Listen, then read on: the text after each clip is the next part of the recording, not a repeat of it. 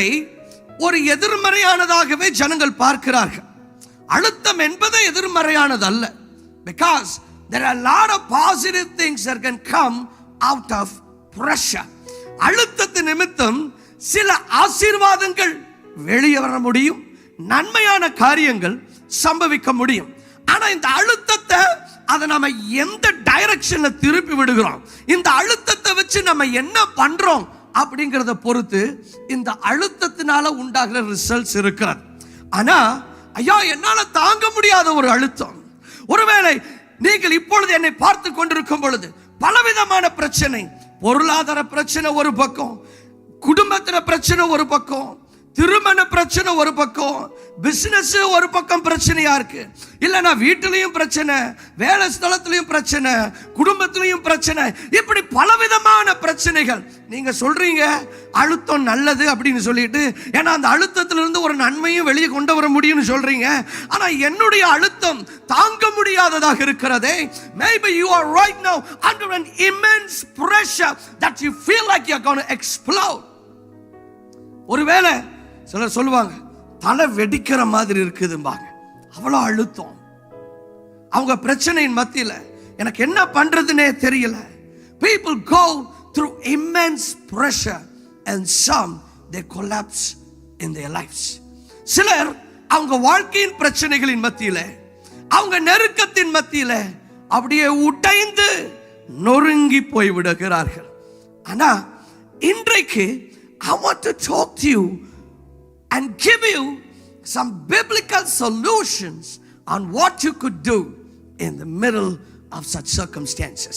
அப்படிப்பட்ட நெருக்கத்தின் மத்தியில நம்ம என்ன பண்ணுனா நமக்கு நன்மை உண்டாகும், ஆசீர்வாதம் உண்டாகும் அப்படிங்கறத வேதத்திலிருந்து நான் உங்களுக்கு விளக்கி காட்ட விரும்புகிறேன். See, pressure ஓவரா பில்டப் ஆச்சுனாலும் அப்புறம் அப்படியே வெடிச்சு சிதறிடக்கூடாது, அப்படிதானே?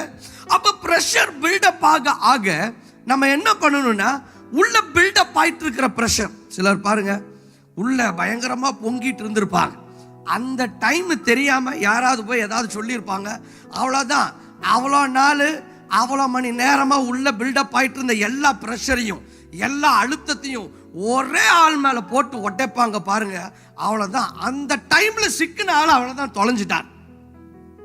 See, when you realize there is a pressure that is building up, ஒருவேளை உங்களுடைய சூழ்நிலை நிமித்தம் இருக்கலாம், இல்ல ஒரு குறிப்பிட்ட ரிலேஷன்ஷிப் நிமித்தம் இருக்கலாம், இல்ல ஒரு குறிப்பிட்ட சர்க்கம்ஸ்டான்ஸ், இல்ல பொருளாதார நெருக்கத்து நிமித்தம் இருக்கலாம், இல்ல உங்களுடைய பிசினஸ் எப்படி போயிட்டு இருக்குங்கிறத பொறுத்து இருக்கலாம். உங்களுக்குள்ள ஒரு அழுத்தம் பில்டப் ஆகுது, ஒரு அழுத்தம் உண்டாயிட்டு இருக்கு அப்படிங்கறத நீங்க உணர்ந்தீங்கன்னா, நம்பர் 1, அந்த அழுத்தத்தை நீங்க வென்ட் அவுட் பண்றதுக்கு கரெக்டான சேனலை கிரியேட் பண்ணணும். அதாவது உள்ள அந்த பிரஷர் பில்டப் ஆயிட்டு இருக்குல்ல, அதை அப்படியே வளர விட்டீங்கன்னா ஒரு நாள் அது வெடிச்சு கிளம்பிடும். எனக்கு நிறைய பேர் they don't make the proper channel to vent out the pressure that is building inside them. அவங்களுக்குள்ள அந்த உருவாகி எழும்பி கொண்டிருக்கிற அந்த அழுத்தத்தை சரியான சேனல்ஸ்ல அவுட்லெட் பண்ணாதனால என்ன ஆயிருது அப்படின்னு சொன்னா, there are people that commit suicide. நிறைய பேர் அவங்களுடைய அழுத்தத்தின் மத்தியில என்ன பண்றதுன்னு தெரியாம they commit suicide. ஏன்னா அது அப்படியே அவங்க அழுத்தி அழுத்தி அழுத்தி they go into a depression. ஒரு டிப்ரெஷனுக்குள்ள போயிடுறாங்க. பிசாசு அதை பயன்படுத்துறான். சரி, இனி உனக்கு எந்த வழியுமே கிடையாது, போய் உன்னை கொன்றுன்னு சொல்றான். இப்ப பிசாசு அந்த சூழ்நிலையை ஹைஜாக் பண்றதுக்கு முன்னாலேயே எப்பயுமே ஒரு நெகட்டிவான ஒரு காரியம் உண்டாகும் போது பிசாசு என்ன தெரியுமா பண்ணுவான், அதை வச்சு அவன் என்ன லாபம் பார்க்கலான்னு பார்ப்பான். கலங்கிற குட்டையில மீன் பிடிக்கிறதும்பாங்களே, அது பிசாசு தான். நீங்க ஒரு நெருக்கத்தில் இருக்கும்போது அதை எப்படி யூட்டிலைஸ் பண்ணி தனக்கு சாதகமாகவும் உங்களுக்கு பாதகமாகவும் எப்படி மாத்தலாம் அப்படின்னு சொல்லிட்டு பிசாசு வெயிட் பண்ணிக்கிட்டே இருக்கிறான். ஆனா நான் என்ன சொல்றேன்னா, அந்த அழுத்தம் ஐயா எதுனாலனாலும் இருக்கலாம். சிலருக்கு பல காரியத்தினால பிரஷருங்க. ஸ்கூல்ல படிக்கிற பிள்ளையில இருந்து ஒவ்வொருத்தருக்கு பல அழுத்தங்கள் இருக்கு. அவங்களுக்கு ஹோம்வொர்க்னால அழுத்தம், சிலருக்கு பரீட்சையினால் அழுத்தம், சிலருக்கு வாழ்க்கை பிரச்சனையினால் அழுத்தம். எதுனால உங்களுக்குள்ள பிரஷர் பில்டப் ஆனாலும் அது பில்டப் ஆகும்போது அதை கரெக்டா நீங்க வென்ட் அவுட் பண்ணணும்.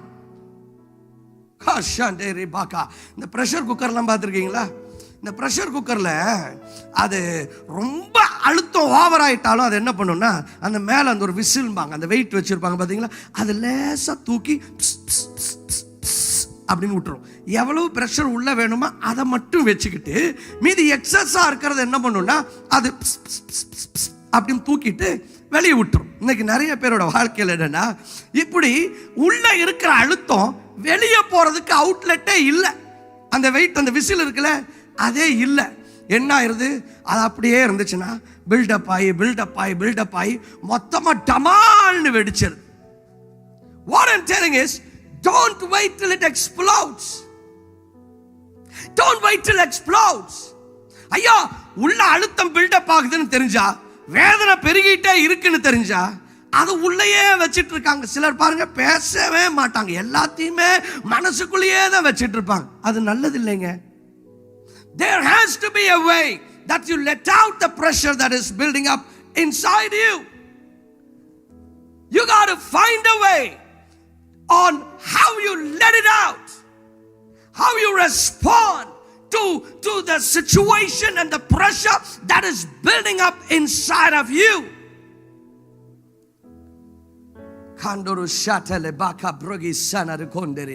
You know, how you respond to your pressure decides what outcome that you will get out of it. How do you respond when you're put under pressure? மோசே இருக்கிறார்,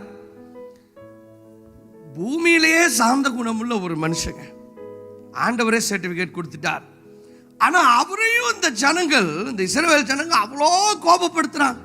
இவங்களுக்காகத்தான் இவர் மலை மேலே ஏறி ஆண்டவர்கிட்ட பேசிட்டு இருக்கிறார், ஆண்டவர்கிட்ட முகமுகமா பேசிக்கிட்டு இருக்கிறார். ஆண்டவர் கையால கற்பலகையை வாங்கிட்டு சாப்பிடாம கொள்ளாம உட்கார்ந்து ராத்திரி பகல் ஆண்டவருடைய சமூகத்தில் உட்கார்ந்து கற்பலகையை வாங்கிட்டு கீழே வர்றாரு. வந்தா இந்த ஆளுங்க எல்லாம் ஒரு கன்று குட்டியை உருவாக்கி வணங்கி கொண்டிருக்கிறத, கொண்டாடி கொண்டிருக்கிறத பார்த்து மோசேக்கு அவ்வளோ கோவம். என்ன பண்றதுன்னு தெரியல. கோவத்தில் ஆண்டவருடைய கையால் அவர் எழுதி கொடுத்த கற்பலகையை உடைச்சு போட்டார்.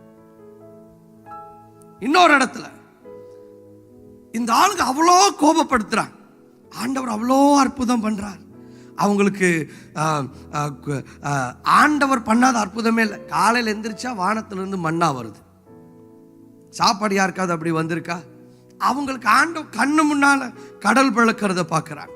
கண்ணு முன்னால எகிப்துல உண்டான 10 வாதைகளையும் பார்த்தாங்க. அவர்கள் கண்களுக்கு முன்பாக எகிப்தியர் முறியடிக்கப்படுகிறதை, எகிப்தின் சேனையை ஆண்டவர் தண்ணீருக்குள்ளே மூழ்கடிக்கிறத கண்ணால பார்த்தாங்க. அவங்க கண்ணுக்கு முன்னால ஆண்டவர் செய்யாத அற்புதங்கள். There were literal creative miracles and amazing signs and wonders that God performed in the right in front of their eyes.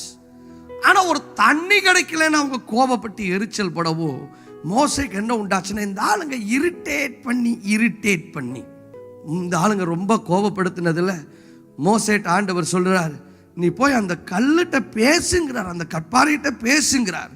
மோசே ஐயா அவர் ரொம்ப கோபப்பட்டதில்லை. என்னாகும் 20வது அதிகாரத்தில் அதை நம்ம பார்க்க முடியும். கோபத்தில் போய் அவர் அந்த அந்த அந்த பாறையை அடிச்சிடுறார். எதுல? கோபத்தில். கோபப்படுத்தினது யாரு? இந்த ஆளுங்க, இந்த இஸ்ரவேல் ஜனங்க. கோபப்பட்டது யாரு? மோசே ஐயா. இப்போ இந்த கோபம் வந்தபோது உள்ள வச்சிருக்கலாம். ஆனால் அவர் என்ன பண்ணிட்டார்னா, அந்த கோபத்தை எப்படி வெண்ட் பண்றாருன்னா, அந்த அழுத்தத்தில் எப்படி ரெஸ்பாண்ட் பண்றாருன்னா, அவர் அந்த குச்சியை எடுத்து அந்த கற்பாறையை ஓங்கி அடிச்சார் பாருங்க. ஆண்டவர் பார்த்துட்டே இருந்தாரு. ஆண்டவருக்கு அது பிடிக்கல. ஆண்டவர் சொல்றாரு, இனி நீ அந்த வாக்குத்தத்தம் பண்ணப்பட்ட கானான் தேசத்துக்குள்ள கால் வைக்க முடியாது, தூரத்திலிருந்து மட்டும்தான் பார்க்க முடியுங்கிறார். யோசித்து பாருங்க, மோசே ஐயா அவ்வளோ வருஷமா ஜனங்களோட பொறுமையா இருக்கிறார். ஆண்டவரே அழிக்கிறேன்னு சொன்ன போது கூட அவர் வந்துட்டு கெஞ்சி உங்களுக்காக மன்றாடுகிறார். அந்த ஜனங்களுக்காக அவர் திறப்புல நிற்கிறார். அந்த ஜனங்களுக்காக பலவிதமான பாடுகளை அனுபவிக்கிறார். இப்படி ஆண்டவருக்காக பல தியாகங்களை பண்ணி ஆண்டவருக்காக வைராக்கியமாக இருந்த ஒரு மனுஷர், அவர் தன்னுடைய சொந்த கால் அந்த கானான் தேசத்துக்குள்ள காலடி எடுத்து வைக்க முடியாதபடி காணதுக்கு காரணம் என்ன? இந்த ஆளுங்க ரொம்ப பிரஷர் போட்டாங்க. யாரு? சுத்தி இருந்த ஆளுங்க. இவங்க பிரஷர் போட்டதுல இவருக்கு இழப்பு உண்டாயிருச்சு. ஏன்? ஏன்னா அந்த அழுத்தத்தை அவர் அவசரத்தில் என்ன பண்ணிட்டாருன்னா ப்ராப்பரா சேனல் அவுட் பண்ணாம, சரியா வெளிப்படுத்தாம, அவர் கோபத்தில் குச்சி எடுத்து கட்பாரை அடிச்சிட்டாரு. என்ன ஆயிடுச்சுன்னா, அவர் ஆசையா பல வருடங்களாக, அத்தனை வருடங்களாக அவர் அவளாக காத்து கொண்டிருந்த, எதிர்நோக்கி காத்திருந்த கானான் தேசத்துக்குள்ள காலடி எடுத்து வைக்க முடியாம ஆயிடுச்சு. இன்னைக்கு நிறைய நேரத்தில் சிலர் ரொம்ப பொறுமையா இருந்திருப்பாங்க, ரொம்ப அதுக்காக ரொம்ப பிரயாசப்பட்டிருப்பாங்க, அதுக்காக ரொம்ப உபவாசம் இருந்திருப்பாங்க, ஒரு குறிப்பிட்ட ஆசீர்வாதத்திற்காக அவங்க ரொம்ப செலவு பண்ணியிருப்பாங்க. ஆனால் திடீர்னு அவங்க பண்ணின ஒரு சின்ன ரெஸ்பான்ஸ், அவசரத்தில் இல்லை கோபத்தில் அழுத்தத்தின் மத்தியில் அவங்க பேசின ஒரு சின்ன வார்த்தை, சரி அவ்வளோ நாளாக அவங்க ஜெபிச்ச இல்லை அவங்க காத்து கொண்டு இருந்த ஆசீர்வாதம் இப்படிங்கிறது ஒரு சின்ன ரெஸ்பான்ஸில் இழந்து போயிருப்பாங்க. பல வருஷமா ஒரு ஃப்ரெண்ட்ஷிப்பை கட்டி எழுப்பியிருப்பாங்க. நாங்கள் 2 பேரும் 25 வருஷமா. ஆனால் ஒரு குறிப்பிட்ட சந்தர்ப்பத்தில் பேசின ஒரு 2-3 வார்த்தையால் 25 வருஷமா கட்டி எழுப்பப்பட்ட அந்த மொத்த உறவும் அந்த ஃப்ரெண்ட்ஷிப்பும் அப்படியே நொறுங்கி கீழே விழுந்திருக்கும். ஏன்? In one moment of anger, under pressure, they just responded negatively and they vented it out in a very, very negative manner. But you know, there is an amazing way that you can vent out your pressure. உங்களுக்குள்ள அந்த build up ஆயிட்டு இருக்கிற அந்த அழுத்தத்தை நீங்க ஒரு பாசிட்டிவான ஆசீர்வாதத்தை உண்டு பண்ணுகிற, நீங்கள் விரும்புகிற ரிசல்ட்ஸை உங்களுக்கு கொண்டு வருகிற விதத்தில் உங்களுக்குள்ள இருக்கிற அழுத்தத்தை நீங்க வெளிப்படுத்த முடியும். என்னன்னு கேளுங்களேன். அது என்ன அப்படின்னு சொன்னா, உங்களுடைய நெருக்கத்தின் மத்தியில, அழுத்தத்தின் மத்தியில உள்ள இருக்கிற அந்த மொத்த அழுத்தத்தையும் ஆண்டவருடைய சமூகத்தில் வந்துட்டு ஜெபமா கொட்டுறது தாங்க. ஹல்லேலூயா. நீங்க சும்மா ஜெபிக்கிறதுக்கும் அழுத்தத்தின் மத்தியில ஜெபிக்கிறதுலையும் ஒரு பவர் இருக்கு. ஒரு ஆமென் சொல்லலாமா? ஹல்லேலூயா. சும்மா ஜெபிக்கிறது டேக் ஆஃப் ஆகிறதே சில சமயம் கஷ்டமா இருக்கும். ஆனால் உங்கள் வேதனையின் மத்தியில், அந்த மன அழுத்தத்தின் மத்தியில் ஜெபிக்கிறீங்க பார்த்தீங்களா, அது ரொம்ப கான்சென்ட்ரேட்டடாக இருக்குங்க. ஷாண்டரை பாக்காம் ஞான்டரா நம்ம உணர்ந்திருக்கிறீங்களா? ஆண்டவரே எனக்கு இது வேணும்ப்பா அப்படின்னு சொல்லி நீங்கள் கேட்குறதுக்கும் ரொம்ப டெஸ்பரேட்டாக, இப்போ வந்துட்டு வேறு எந்த வழியுமே இல்லை, மனைவிக்கும் வேலை இல்லை, உங்களுக்கும் வேலை இல்லை, இப்போ அடுத்த மாதம் இஎம்ஐ எப்படி பே பண்ணுறதுன்னு தெரியல, வாடகை எப்படி கட்டுறதுன்னு தெரியல, நீங்கள் வேலைக்காக எப்படி ஜெபிப்பீங்க? ஆண்டவரே பார்த்து முடிஞ்ச ஒரு வேலை கொடுங்க அப்படின்னு ஜெபிப்பீங்க. ஆண்டவரே எனக்கு என்ன பண்ணுறதுனே தெரியலப்பா, எப்படியாவது எனக்கு இந்த வேலை கிடைச்சாத்தா ஆண்டவரே.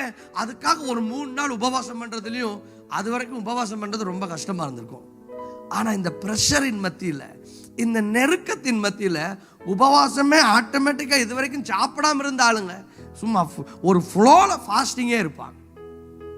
Because there is a weight that the pressure creates. And the right way to vent out your pressure is number 1, pray.